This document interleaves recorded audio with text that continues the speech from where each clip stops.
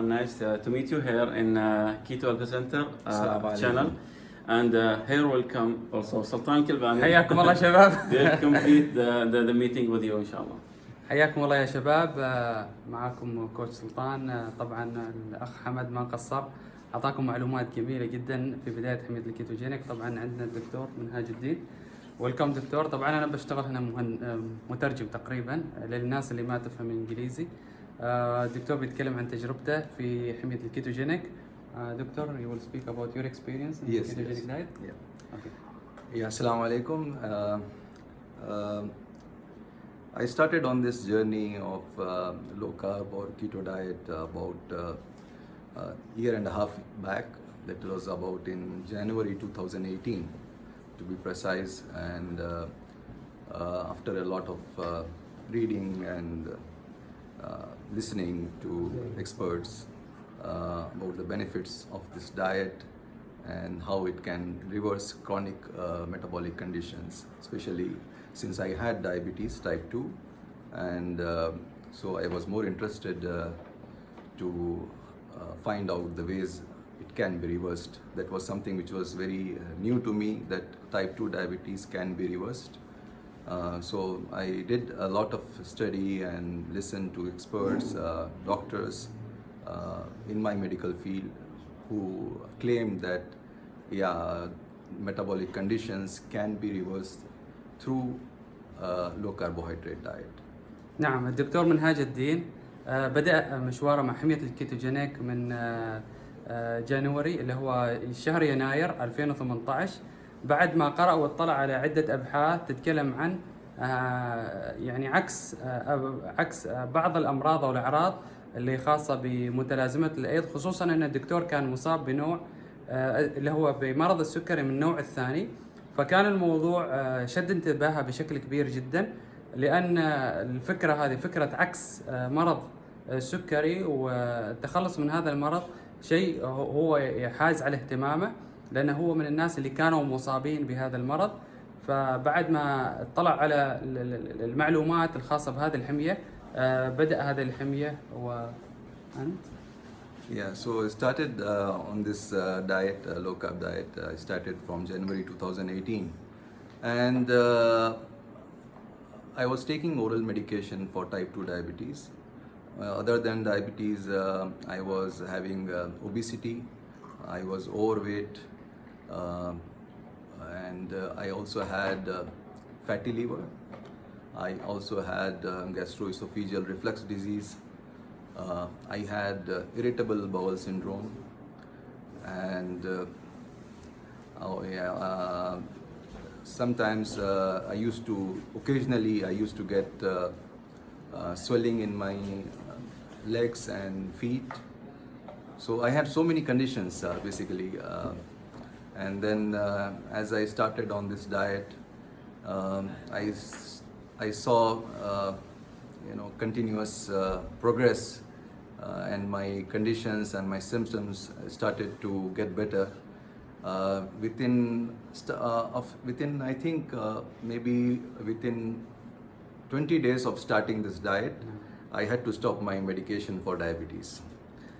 يعني ما شاء الله ما شاء الله تبارك الرحمن. الدكتور كان معاه مرض السكري، بالإضافة إلى أنه زيادة في الوزن، زيادة كبيرة في الوزن، بالإضافة إلى الارتجاع المعوي اللي معاه، بالإضافة إلى القولون العصبي، بالإضافة إلى بين فترة وفترة يصير عنده انتفاخات في القدم، بالإضافة إلى الكبد الدهنية. الناس اللي تسأل احنا ناخذ دهون والدهون تروح كيف؟ طبعا عندنا دكتور وصاب بكبد دهنية. طبعا على فكرة الدكتور حالة الدكتور يعني بغض النظر عن مرض السكري تقريبا قريبة من الحالة اللي كنت أنا أعيشها سابقا. فاحنا نتكلم عن كبد دهنية، مرض السكري، الارتجاع المعوي، القولون العصبي، بالإضافة للانتفاخات اللي تجي في 20 يوم. تخيلوا في 20 يوم تخلص من الأدوية اللي ياخذها بالنسبة لمرض السكري. فهذه يعني تعتبر ما شاء الله يعني واحدة من الحالات أو حالات نقول النجاح اللي كانت أنا أقول في حقل وأصل الطب يعني في نفسها. دكتور؟ So as I was following this diet, very low carbohydrate diet. Basically, the difference between a low carbohydrate diet and a keto diet, as it is popularly called, is the amount of carbohydrate you take in a day. If it's less than 25 gram, it's called ketogenic, and if it's less than 50 gram, it's called low carb. So that's only a difference of about 25 gram, but basically it's the same, and it works the same result. So whether depending on your condition, you may need to do a very strict diet, and depending on your condition, maybe you can be doing a little bit relaxed diet with up to a limit of 50 grams as well. So initially I was doing very strict diet, and then slowly I started to see progress. My HbA1c started to get better, and I started to lose weight. And in the first month I lost 7 kgs, and over a period of 11 months, I guess 11 months, I lost 47 kgs in total in 11 months. And within 3 months, my HbA1c dropped to less than 6, and after about 6 to 7 months, it was a non-diabetic range of less than 5.5. MashaAllah, MashaAllah. So it started, HbA1c started with? I started with 8 and above. 8 and then 7 and then 6 and then 5.5. طبعا السكر التراكمي بدأ نحن نتكلم عن 8 تقريبا. أنا كم تقريبا 8 ضرب لي إياها في 18. طبعا وبدأ ينزل يعني بعد how many months? First 3 months it came down to 6. يعني وصل ل6 بعد أول شهر، يعني بعد ما توقف عن الحبوب تقريبا ب10 أيام. من بعدها after how many days it reaches 5.5 6 months 6 months بعد 6 شهور وصلت لشخص عادي 5.5 5.5. يعني احنا نتكلم عن مرض السكري يتراجع الى ان يختفي. طبعا بالنسبه للحميه اللي مارسها هي حميه ما بين الكيتوجينيك ويسموها اللو كارب. الكيتوجينيك هي حميه الكيتو، اللو كارب هي قليله الكربوهيدرات. الفرق ما بينهم ان حميه الكيتوجينيك 25 جرام تقريبا من الكربوهيدرات خلال يوم. عندك حميه اللي هي اللو كارب تقريبا تصل الى حد 50 جرام من الكربوهيدرات خلال اليوم. كم الفرق؟ 25 جرام. طبعا في ناس بتشوف هذا الفرق ما كبير جدا، لكن هو اللي يفرق ما بين اللو كارب والكيتوجينيك. طبعا كلهم قراب من بعض، ربع يمشوا مع بعض. لا حد يقول لي اني اخذ تقريبا 45% من احتياجي في اليوم من الكربوهيدرات هذا لو كارب، لا على العكس هذه ما لو كارب. 50% لا قصدي 50 جرام اللي هي او خلينا نقول 5% ل 10% من احتياجي من الكربوهيدرات هذه اللي تعتبر لو كارب. المشوار اللي بدا كان you started ketogenic and then you moved to low carb. Yes. فبدأ كيتوجينيك بعدين تحول إلى لو كارب، والحمد لله رب العالمين من تحسن إلى تحسن. So the symptoms when it started disappearing? The first about my blood sugars, they started to get normal, especially the postprandial blood sugar, the post-lunch blood sugar. It started to get normal within about 2 weeks, and for the fasting blood sugar to get normal, it took about 3 to 4 months. So usually the fasting blood sugar is the last to get corrected. Initially, you will see benefit in your post-lunch sugar, and as the insulin resistance it starts to recover and recorrect, your fasting blood sugar also gets normal. طبعا عندهم اللي هو قياس السكر بالنسبة للصيام وقياس السكر بالنسبة لبعد الأكل. أول مقياس صار أفضل عنده اللي هو مقياس السكر اللي بعد الأكل، وهذه في خلال المرحلة الأولية اللي هي within how many 2 weeks after 2 weeks بعد أسبوعين تقريبا. أما بالنسبة لسكر الصيام عنده أخذ فترة أطول، لكن الحمد لله رب العالمين صار أفضل 2 months 3 to 4 months 3 to 4 months اللي هو 3 إلى 4 شهور. صار عنده أفضل في خلال ممارسته لحمية منخفضة الكربوهيدرات أو الكيتوجينيك، لأنها قريبة من بعض يعني، فأنا أستخدمها كمتقاربين. anything else to add regarding IBS and fatty liver? Fatty liver started to get better, and I guess about 6 to 7 months on my diet, my fatty liver had almost reduced, and my symptoms of irritable bowel syndrome, which I had with associated with diarrhea, it started to get better within 1 month, and my GERD symptoms started to get better within 3 months. And also when I lost a considerable amount of weight, I also had hypertension, and when I reached my target weight, almost I have stopped my medication for blood pressure also. ما شاء الله. طبعا احنا نتكلم عن، خلينا نبدأ من أول بأول. احنا نتكلم عن اللي هي مشاكل المعدة من تقريبا أول شهر. first month, right? Yeah. اللي هو مشاكل القولون first month again. Yeah. من أول شهر. الفاتي ليفر طبعا 6 إلى 7 شهور، اللي هي خلينا نقول الكبد الدهنية، يعني ورجعت لأوضاعها القديمة، كبد صحية ما عندها أي إشكاليات، ما في دهون زايدة، ما في أي شيء.